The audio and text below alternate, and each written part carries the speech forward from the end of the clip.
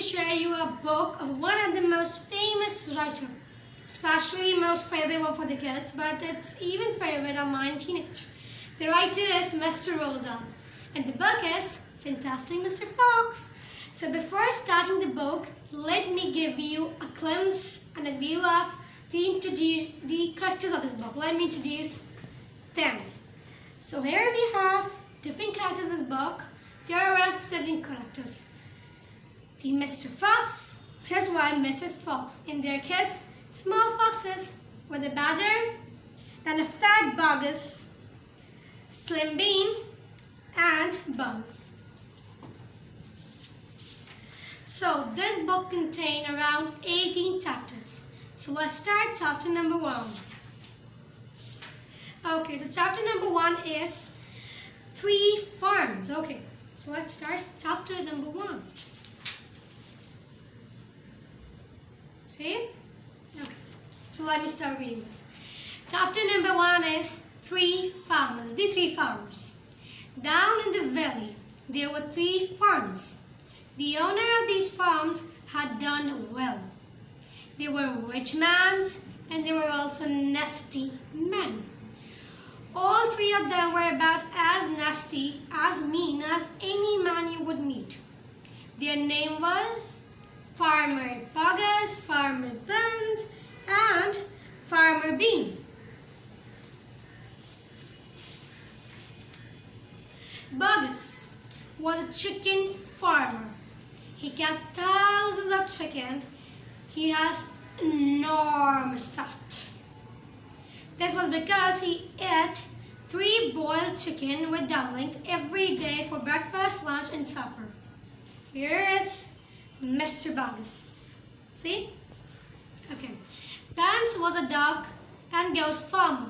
He kept thousands of dogs and geese. He was a kind of a pot-bellied draft. He was so short, his chin would have been underwater in the swollen end of any swimming pool in the world. His food was donut and geese liver. He mashed the livers into a disgusting paste and then stuffed them into the donuts. This diet gave him a tummy ache and a breasty tumble. See? That small person with a very big tongue. Bean was a turkey and apple farmer. He kept thousands of turkeys in an orchard full of apple trees. He never ate any food at all. Instead, he drank gallons of strong cider which he made from the apples in an orchard. He was as thin as a pencil and cleverest of all of them. Bogus and Buns and Bean, one fat, one short, and one lean. These horrible crooks, so different in looks, were nonetheless equally mean. That is what the children around about used to sing when they saw them.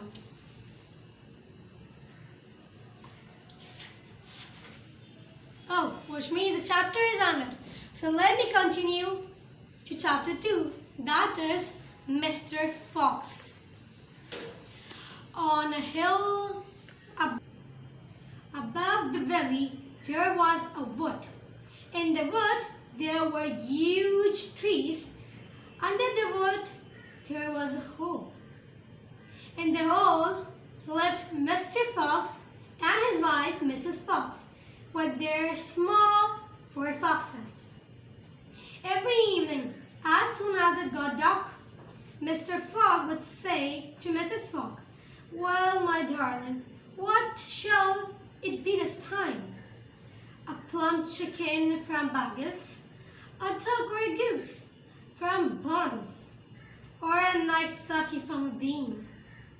And when Mrs. Fox had told him what she wanted, Mr. Fox would creep down into the valley in the darkness of the night and help themselves.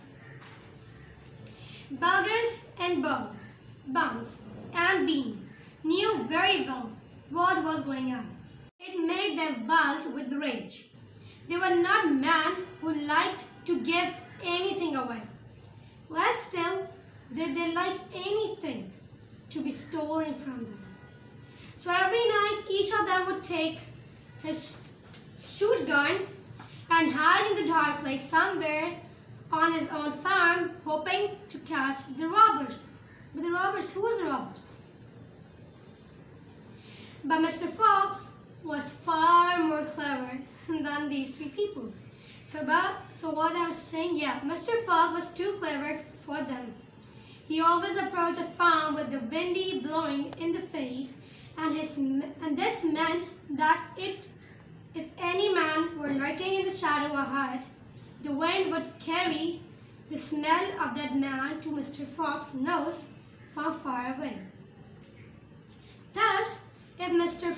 Fox was hiding behind his chicken house, number 1, Mr. Fox would smell him out from 50 yards off and quickly change direction, hiding for the chicken house.